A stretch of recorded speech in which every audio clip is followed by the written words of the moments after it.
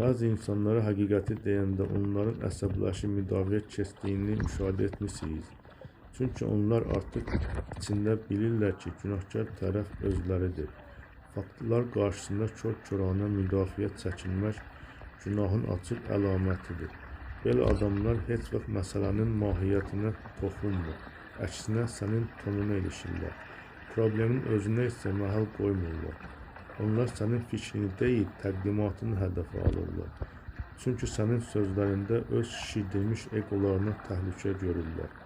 Bu sadəcə anlaşılmazlıq deyil, bu məsuliyyətdən şüurlu şəkildə qaçmaqdır.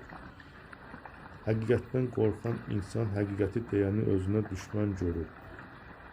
Onlar söhbəti elə fırladırlar ki, güya problem səndədir, öz səhvlərində yox. Səni susturmaq və özünü müdafiə etməyə məcbur edirlər. Manipulyatorların günahı səni yükləməsinə imkan vermə. Problem sən deyilsən, problem onların açıq-aşkar olanı etiraf etməyə qorxmasıdır.